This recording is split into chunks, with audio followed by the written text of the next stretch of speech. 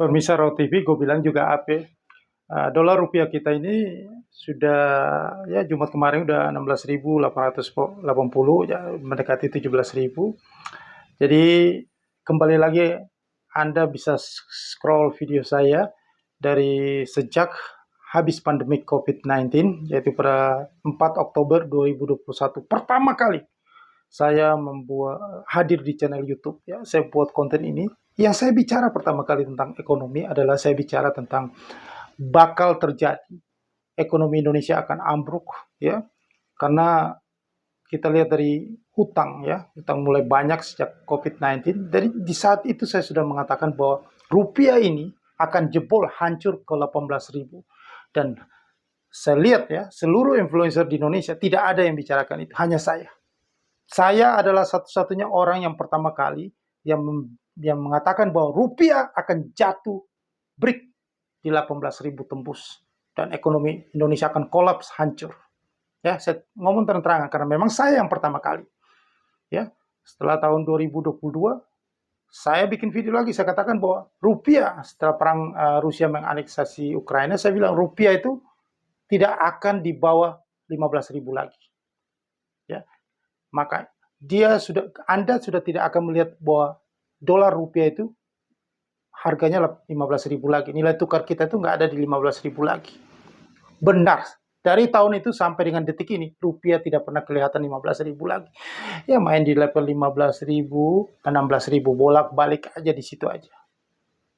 Karena dolar rupiah kita akan menuju ke keseimbangan baru. Keseimbangan baru itu apa? Di atas 18.000 ke 20.000. Nanti Anda akan lihat di tahun-tahun ke depan. Ya, setelah tahun 2027-2028, rupiah kita itu sudah main di 18.000 dan 20.000. Itu keseimbangan baru yang akan terjadi nanti. Tidak ada influencer ya yang bisa seperti saya membicarakan masa depan yang akan terjadi seperti itu. Nggak ada, mereka hanya bicara hari ini. Ya. Kenapa saya bisa bicara begitu? Karena saya tahun 1996, 97, 98 itu khusus saya mengamati dolar rupiah ini. Ya, karena itu saya sudah hadir dalam ikuti kursus workshop ya di Surabaya ya, belajar tentang saham. Jadi saya lihat dan saya setiap koran bisnis Indonesia pada waktu itu saya lahap tiap hari. Saya hanya baca tentang ini. Jadi kalau bicara tentang harga ke depan, ya itu saksi hidup juga tahun 1997-98. Kita lihat bagaimana dari rupiah dari 2.500 naik ke 2.600, 3.000, 3.500, 4.000, 6.000, 7.000, 8.000, 9.000, 10.000, 11.000 sampai 16.800. Jadi kalau saya bicara itu benar. Nah, ada orang-orang yang sok influencer yang mungkin gelarnya banyak yang sok profesor ya. Ngomongnya baru sudah mendekati nih, sudah jebol 16.000 mendekati ngomongnya. Baru ngomong mau ke sini. Tahun kemarin ya, April kalau nggak salah ya, 2025 itu kan di pasar NDF di Singapura, itu rupiah udah sempat tembus 7.071. Nah, orang itu ngomong lagi, rupiah akan 17.200. Terus dia melakukan pembenaran akan terjadi sini. Nggak perlu Anda, ya. Orang yang belajar teknikal, anak SD pun tahu. Kalau dia sudah pernah jebol 7.071 di pasar NDF, maka dia akan ke harga itu akan kembali ke sana. Itu mah semua orang udah tahu. Jangan Anda pamerkan itu sebagai keunggulan Anda. Lah Anda itu harga sudah mendekati baru Anda ngomong. Saya dari harga itu masih 15.000, masih 14.000. Kalau nggak salah 14.000, ya 14.000, 13.000. Saya sudah ngomong 18.000 rupiahnya. Jadi jangan sok jago dari saya. Yang bilang pertama kali ya, boleh kalian semua yang nonton, yang baru nonton di channel ini, kalian boleh cek deh. 4 Oktober 2021, saya udah ngomong 18.000. Saya diketawain, diledek, dibilang, gak mungkin lah, lu gila gitu ya. Memang saya gila. Orang Indonesia bilang kalau yang berlawanan arus itu gila. Memang saya gila. Ini yang terjadi sekarang. Saya udah katakan bahwa apapun yang dilakukan oleh Gubernur Bank Sentral, intervensi tiap hari, gak bakal selesai itu rupiah ke 18.000. Gak bakal mau pertahankan tiap hari lu intervensi sampai cadangan devisa habis pun Justru bahaya, intervensi terus habis rupiah tambah terbang. Jadi jangan macam-macam dengan kondisi global ya. Apalagi ya, salah satu yang membuat rupiah itu makin hari makin terpuruk ya masalah DSR, debt service ratio-nya. Ya sekarang begini, Anda utang banyak ya untuk membiayai program-program yang super agresif programnya. Tetapi yang dilihat oleh investor asing itu apa? Investor asing itu mereka mengelola. Jadi ini kita bicara logika sederhana aja. Jadi kalau Anda bilang, kenapa rupiah terus? Ini logikanya. Saya nggak perlu angka-angka seperti ini, karena memang saya tidak bisa buat seperti itu di video ini, tapi saya bicara tentang fundamentalnya, secara makro. Ya. Investor asing itu mengelola duit yang banyak, apalagi fund manager besar. Emangnya kalau mereka mengelola duit yang banyak itu mereka asal-asalan aja investasi di suatu negara? Kagak mungkin. Mereka punya hitung-hitungannya. Mereka sudah cermati semuanya, mereka sudah teliti semuanya. Ini utangnya banyak. Mereka melihat kemampuan membayar utang itu bisa enggak. Terus, apakah utang itu bisa berkelanjutan? Yang pertama, kemampuan membayar utang. Bagaimana negara ini bisa membayar hutang, sedangkan penerimaan negaranya sudah menurun sedikit. Kita bicara bahasa yang sederhana, gak usah kalimat yang tinggi supaya Anda itu mengerti. Ya, Anda yang nonton ini mengerti. Pajak menurun. Pendapatan negara kan dari pajak. Yang berikut dari dividen bank BUMN. Nah, terus dari, ya itu saja yang paling besar. Pajak sudah menurun. Karena apa? Usaha-usaha itu pada bangkrut. Ya, pada gulung tikar. Kalau mereka nggak bangkrut, nggak gulung tikar, ya bahasa sederhana, omset mereka menurun, keuntungan mereka menurun, maka bayar pajak juga menurun. Nah, dan di luar itu banyak tilep-tilep di bea cukai, itu mengurangi penerimaan negara. Ya, di kondisi yang daya beli menurun ini, ya pasti pendapatan negara juga menurun. Kalau harga minyak makin turun juga, penerimaan negara dari sektor migas juga menurun. Begitu logikanya. Nah, itu. Terus yang kedua, investor asing itu melihat, lah, ini utang yang sekarang ini, kalau penerimaan negara itu berkurang, berarti negara itu, apalagi dengan program-program pemerintah yang begitu besar sekarang ini, maka dia butuh anggaran yang besar. Maka anggaran itu didapat dari hutang lagi. Nah, apakah bisa hutang lagi? Nah, itu masalahnya. Utang itu bisa bertambah lagi? Tidak. Kalau tidak bisa berutang lagi, maka negara ini tinggal selesai. Artinya tidak bisa berutang lagi. Apakah utang itu nanti laku? Ada yang mau beli lagi? Enggak. Ada yang mau hutangin lagi? Enggak. Itu hutang yang berkelanjutan namanya. Yang kedua, itu yang paling penting di sini. Yang berikut, investor asing itu melihat defisit anggaran kita ini sudah mendekati 3%. Nah, itu ada di undang-undang. Dan 3%, angka 3% itu memang itu berlaku secara global. Itu adalah aturan baku standarisasi secara internasional. Nah, investor-investor asing itu bukan mengelola duit receh. Mereka mengelola duit yang sangat banyak. Mereka harus hati-hati, harus waspada. Gak sembarangan investasi di suatu negara. Dan mereka lihat kalau sudah mendekati angka yang disepakati bersama secara global, ya, angka acuan, angka kewaspadaan, hati-hati, rem. Kalau nanti kita sampai di atas 3% itu, maka selesai. Itu berarti resiko terhadap negara ini. Maka semua akan hengkang, cabut dari negeri ini. Maka dolar itu akan terbang terus. Itu jawabannya yang masuk akal buat Anda, gitu loh. Kenapa harus begitu? Nanti ada yang bilang begitu, wah 3% sedangkan negara lain bisa 6%, bisa. Jepang, misalnya negara-negara maju, itu ada batas toleransinya. Gak apa-apa. Negara-negara yang seperti negeri Konoha ini, itu dibilang risk country, negara yang berisiko. Kalau negara yang berisiko harus ikut aturan. Tidak mau ikut aturan, tidak ada yang percaya lagi. Itu persepsi. Bisnis apapun investasi itu dibangun dari pertama adalah trust, kepercayaan, persepsi yang dibangun. Kalau kita percaya, kita invest. Kalau kita tidak percaya, mau lu jungkir balik promosi kayak apapun, tidak ada yang percaya. Kalau masalah trust sudah hilang, selesai.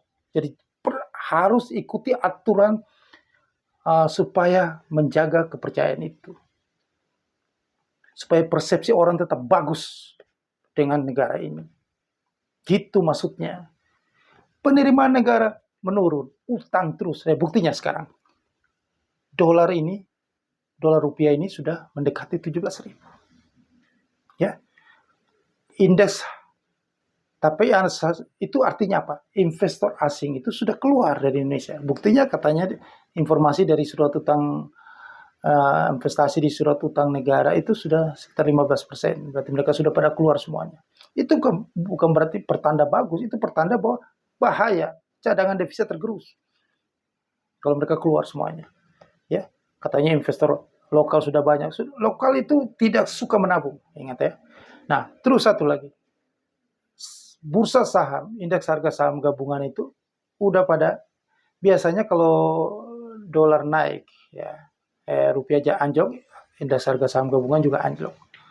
Dan memang ternyata memang benar, itu memang benar. Harusnya ISG, indeks harga saham gabungan Bursa Efek Indonesia itu anjlok. Ya.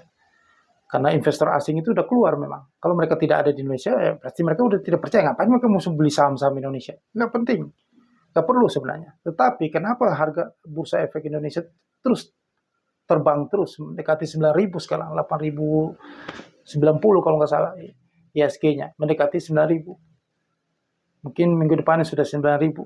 Itu karena ditopang oleh saham-saham konglomerat. Nah, ini sesuatu yang orang bilang kayak gorengan, kayak manipulasi. Ya silakan diangkat-angkat aja sampai gelembung itu pecah nanti di tanggal 28 Maret 2026. Anda ingat itu. Jadi saya di sini video ini saya berikan konsensus kepada Anda supaya Anda tahu siapa yang paling hebat di sini. Ya. Karena saya nggak suka ya orang melawan. Saya sudah ngomong ini rupiah 18.000 itu 4 Oktober 2021. Tetapi saya tidak pernah terkenal dengan orang yang baru ngomong 17.200 lah 17.000. Apalah itu kan baru-baru aja. Gue ini udah dari 4 Oktober 2021. Saya ingat tanggalnya. Tanggal saya publish itu 4 Oktober 2021. Setiap tahun saya bilang 18.000 itu tidak ada yang percaya, tidak ada yang percaya. Ini saatnya akan menuju ke 18.000 dolar rupiah itu. Sudah nggak bisa terbendung lagi karena investor asing sudah mengamati. Ini DSR-nya udah nggak bisa diharap lagi. Sementara mereka masih membutuhkan utang lagi. Terus investor asing bilang, lu utang terus, bisa bayar kagak? Terus apakah ada yang mau utang lagi? Kalau investor asing sudah tidak mau utang, harap investor lokal nggak akan punya duit. Investor lokal mendingan mereka beli emas, logam mulia emas. Mereka pikir lebih tinggi daripada dikasih yield dari surat utang. Suku bunga diturunin, tambah turun yield surat utangnya. Obligasinya, mendingan mereka masuk ke logam mulia emas Antam. Itulah yang akan terjadi nanti. Jadi ini semua ini gelembung, keropos ini. Ya, siap-siap meledak aja. Maka dari sini saya ultimatum, saya konsensus bahwa di video ini saya akan tulis besar-besar, Anda catat supaya Anda buktikan ya. Tanggal 28 Maret, ya mungkin sebelum tanggal 28 Maret, pokoknya batasnya itu. Tanggal 28 Maret 2028 akan ada break. Rupiah break 18.000 dan indeks harga saham gabungan Bursa Efek Indonesia akan longsor. Dan mungkin itulah awal krisis ekonomi di negeri Konoha ini. Itu menurut keyakinan saya. Ya, boleh dong. Kita punya keyakinan, kita punya analisa itu. Tetapi, saya ultimatum lagi. Jadi kan fair dong saya. Oke, konsisten. Jadi jangan seperti orang influencer di luar sana. Sudah salah-salah terus, tetapi saja tetap bikin konten. Tetap subscriber nggak hilang dari dia. Mestinya dia salah sekali, keluar. Jangan unsubscriber. Nah, itu. Kalau tanggal 28 Oktober 2026, rupiah tidak break 18.000, Anda boleh unsubscriber saya. Itu kan masalah persepsi. Berarti Anda tidak percaya saya lagi kan? Keluar saja unsubscriber. Saya monggo silakan. Ya. Tidak terjadi krisis ekonomi Indonesia 28 Oktober. Bursa saham tidak terjun bebas. Indeks harga saham gabungan tidak terjun bebas. Anda boleh, monggo silakan unsubscriber saya. Tidak usah lagi nonton video saya. Ya, itu saya gentleman fair ngomong ke Anda. Oke? Begitu. Jadi Anda tidak bisa salahkan saya. Saya suruh keluar. Unsubscriber saya, tidak usah percaya saya lagi. Karena yang saya bilang adalah menurut keyakinan saya, menurut analisa saya, apa yang saya sudah pikirkan ini terjadi itu dari tanggal 4 Oktober 2021. Belum menjadi kenyataan. Kenapa? Karena ada intervensi terus. Memang itu harus, nilai tukar harus dijaga terus. Intervensi itu oleh Bank Indonesia. Tapi satu poin yang saya katakan, intervensi itu tidak akan berguna. Karena ini adalah situasi global. Kita ini sangat tergantung ya dengan situasi moneter dunia. Anda tahu ada perang, ada kekacauan di dunia. Investor itu akan mengatur ulang. Mereka punya portfolio. Kalau mereka dan saya sudah dari dulu itu saya sudah melihat mereka akan keluar dari Indonesia. Kenapa? Mereka akan melihat pengelolaan negara itu bagaimana gitu loh. Ini mainannya fund manager seperti itu. Gitu loh. Maka hati-hati mengelola negara, hati-hati mengelola utang. Karena sejarah itu pasti berulang kembali. Kenapa saya bisa memprediksi begitu? Karena dasarnya adalah the history repeat itself. Jadi kalau tahun 1997 mata uang kita anjlok itu karena apa? Karena masalah hutang swasta. Nah ini kembali masalahnya adalah hutang negara yang dilihat, bukan swasta. Masalah pengelolaan APBN. Defisit anggaran, ya, itu yang dilihat. Dan debt ratio kita. Utang terus melebihi batas yang disepakati secara dunia. Maka persepsinya akan hilang, tidak percaya lagi. Maka anjloklah. Semua keluar, maka selesai. Rupiah akan terbang terus dan membuat keseimbangan baru itu nanti di 18.000 dan 20.000 nanti. Harga logam mulia emas antam itu, wah luar biasa. 3,5 juta, 4 juta, mungkin 5 juta. Sudah harga dolar naik, ya, logam mulia antam naik. Mungkin emas dunia sebelum Juli 2026 perang besar mendekati perang dunia ketiga potensinya terjadi. Mungkin emas bisa jebol. Saya sudah bilang juga, 28 Januari itu bisa potensi harga gold dunia itu 5.000 US dollar per troy ounce. Itu video saya sudah tulis gede-gede di atas. Ya, semoga semua ini jadi benar. Ya, ini adalah prediksi dan berdasarkan keyakinan saya. Semoga semua itu akan jadi benar. Ya, karena selama ini saya tidak dianggap. Mudah-mudahan itu akan jadi benar. Ya, supaya Anda percaya. Kalau itu tidak benar, Anda boleh unsubscriber saya. Saya yang suruh. Gak ada influencer di luar sana yang berani seperti saya. Gak berani, penakut. Takut di unsubscriber. Saya gak penting. Unsubscriber saya aja, gak apa-apa. Fair dong. Begitu baru nama jagoan. Jagoan itu harus berani begitu dengan konsekuensinya. Konsekuensinya Anda unsubscriber saya. Karena saya bicara apa adanya. Menurut keyakinan saya. Oke. Nah, untuk antisipasi itu nanti tanggal 28 Maret rupiah break 18.000 dan indeks harga saham gabungan terjun bebas karena ini balon yang sudah tipis tinggal tek, ada lemparan jarum tek, pecah, hancur dan banyak sekali yang beli di pucuk. Dia akan tunggu sampai 5 tahun kemudian baru harga itu balik lagi ke sana, maka tangisan air mata darah seluruh Indonesia akan terjadi. Maka sebelum itu terjadi mendingan Anda ke logam mulia emas antam. Itu sudah paling terbaik bagi Anda, tidak berisiko bagi Anda. Jangan bermain-main dengan api ya, nanti Anda terbakar. Itu kata nenek. Kata nenek saya, jangan bermain-main dengan api, nanti terbakar gitu. Ya, Anda mendingan beli logam mulia emas antam, simpan saja. Karena pengalaman saya, kalau Anda mungkin masih usia Gen Z, nggak pernah melihat itu, tapi saya sudah melihat itu.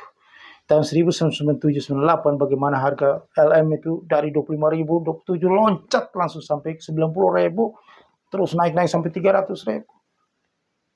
Saya melihat itu. Maka ini LM antam ini nanti akan terjadi seperti itu. Sekarang ini belum tinggi. Sekarang ini ya, indeks dolar itu jatuh terhadap semua mata uang di dunia. Harusnya rupiah ini menguat. Dolar ini jatuh juga di Indonesia. Tapi rupiah tetap melemah terus. Ini pertanda bahwa kita ini sudah tidak dipercaya sama investor asing. Sudah keluar pelan-pelan. Nanti, jadi tinggal sedikit saja. Investor asing ini tinggal sedikit di investasi di sini. Nanti, pada saat dolar itu tendang balik setelah Trump melakukan aksi perang di mana-mana. Kalau perang di mana-mana itu yang dilakukan nanti di Greenland lah, di Kuba, Meksiko, Kanada, semua negara, maka dolar kembali menguat. Pada saat dolar kembali menguat, ini rupiah tambah jatuh. Jadi 18.000 itu fix 28 Maret 2026. Anda harus bermain di logam mulia emas. Maka di sini kita punya bisnis yang kita tawarkan kepada Anda adalah Anda beli franchise, jual logam mulia emas Antam. Karena ini potensinya luar biasa. Nanti pada saat itu orang pada lihat. Kemarin sebelum Lebaran, saya mengatakan bahwa emas itu akan tembus 4.000 kan. Orang logam mulia itu akan tembus 2 juta. Waktu itu belum 2 juta. Tahun lalu, ya, sebelum Lebaran, sebelum puasa, ya, masih bulan puasa. Ternyata benar kan, semua Anda buktikan semua orang pada bondong-bondong sampai FOMO, sampai antri, sampai nggak dapat barang di mana-mana. Di setiap di butik Antam, Kali 24, Pegadaian, dan lain-lain semua segala macam toko emas juga nggak ada. Harga emas melonjak terus. Ya, dalam Antam. Disitulah bisnis ini dibuat. Maka idenya muncul dari situ.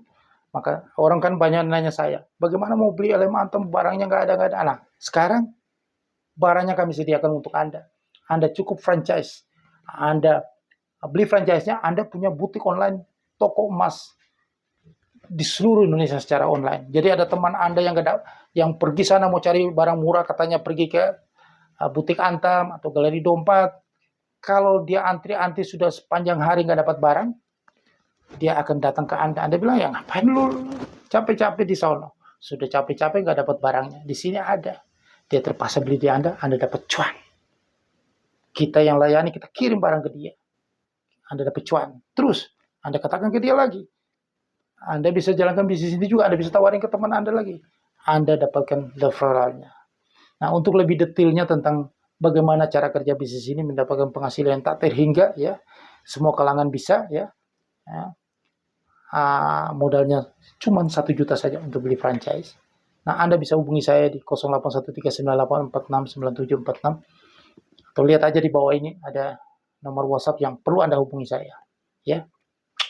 Atau kalau Anda itu yang orang yang konservatif, ya, yang tidak mau berisiko, ya, bisnis, ya, dengan 1 juta Anda bisa dapatkan bisnis yang tak terhingga seumur hidup.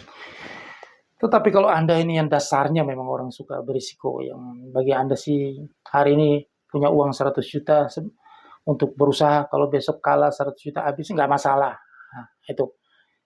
Intinya sudah tahu risiko, tetapi Anda ini tidak pernah berpikir tentang risiko itu. Anda berpikir untung cepat, bagaimana dapat uang yang banyak. Nah, itu Anda tipikal orang karakter seperti itu, bolehlah Anda masuk ke yang sangat fantastis keuntungannya, yaitu Anda trading di gold futures atau trading futures. Trading futures bisa banyak macam-macam, bisa trading silver, ya, bisa gold, bisa trading forex, trading indeks saham, dan lain-lain.